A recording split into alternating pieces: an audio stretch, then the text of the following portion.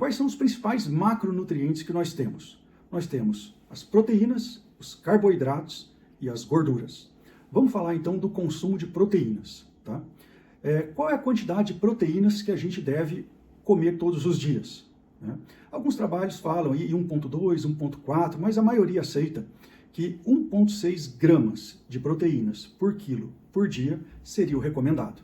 Aí você diz assim, tá, Marcelo, então se eu tenho 100 quilos e 1,6 gramas é o recomendado, então eu devo comer 160 gramas de carne, por exemplo, né, de proteínas? Não, tá?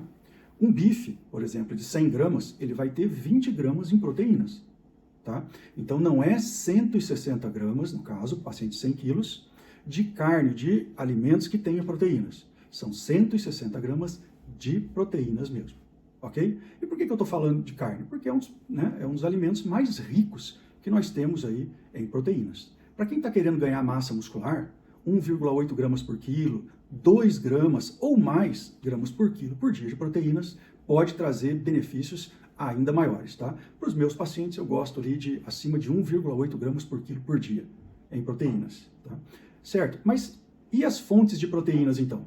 Então que alimentos que nós temos aí que são ricos em proteínas? Nós temos as carnes, e aqui entra a carne vermelha e a carne branca. Nós temos ali os ovos e as proteínas de origem vegetal, tá? E um dos suplementos que eu mais gosto, que vamos falar no final, que é o Whey Protein, tá? O Whey Protein é riquíssimo ali em proteínas de alto valor biológico, certinho?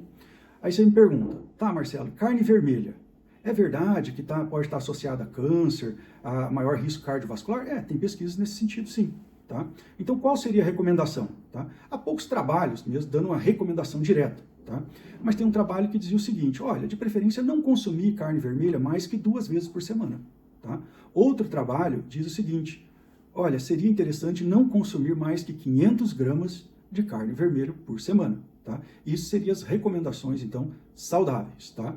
Agora, entre um paciente meu ficar desnutrido e comer mais que 500 gramas de carne vermelha por semana, eu prefiro que ele coma mais de 500 gramas de carne vermelha por semana, inclusive eu sou assim, tá? Quais são as fontes de carne vermelha?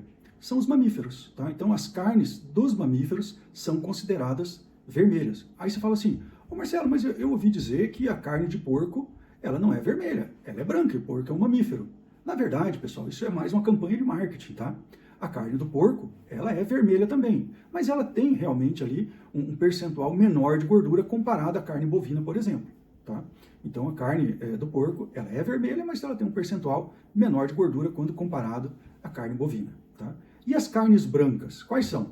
São as carnes aí que vêm de peixes, né, e aves, principalmente. Claro, os répteis também. A gente come carne de lagarto, jacaré, né, rã, mas né, o comum aí são aves e peixes, tá?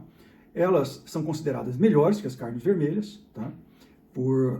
Principalmente no quesito de causar câncer ou gorduras, presença de gorduras ruins, tá? Qual seria a quantidade recomendada? Também tem menos trabalhos ainda sobre carnes brancas, tá? Alguns dizem entre 100 a 200 gramas de carne branca por dia seria ali as quantidades recomendadas, ok? Beleza? E os ovos? Bom, os ovos aí tem aquela polêmica, né? Então já saiu vários trabalhos, uma hora o ovo é mocinho, outra hora o ovo é vilão, né? Mas e aí? Né? O ovo é um alimento rico em proteínas e rico também em vitaminas, tá? Algumas vitaminas, né, como luteína, que faz muito bem aos olhos, né, entre outras, né, o ovo é riquíssimo, tá? Agora, por que o ovo pode se tornar vilão? Ué, pela quantidade. Se você comer muito, muito, muito, né, você também vai ter ali muita gordura também, muitas calorias, né, e tudo que é em excesso pode prejudicar, beleza? Mas o ovo em si é um excelente alimento, não tem uma quantidade recomendada ali por dia, beleza? Tá? Então tem gente que come 4, tem gente que come 10 ovos, o que a gente tem que tomar ali é com o balanço calórico mesmo e talvez a quantidade de gordura, tranquilo? E por fim, as proteínas de origem vegetal, né? Por que a gente quase não fala das proteínas de origem vegetal? Alguns alimentos, como por exemplo aí, as sementes, né, o feijão, eles são ricos em proteínas, né? Mas ninguém fala. E por que será? Bom, quando a gente vai falar ali de proteínas, tá? Essas proteínas, elas são formadas de pequenos bloquinhos, chamados aminoácidos, né?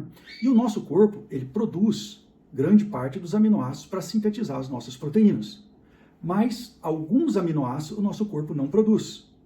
e outros o nosso corpo produz de maneira insuficiente. Esses aminoácidos, nós chamamos eles de aminoácidos essenciais. E é justamente desses aminoácidos essenciais que as proteínas de origem vegetal também carecem. Tá? Então, quando a gente fala de proteínas de origem vegetal, a gente está falando geralmente de proteínas de baixo valor biológico. Tá? Por isso que a gente não considera tanto assim as proteínas de origem vegetal. Tá?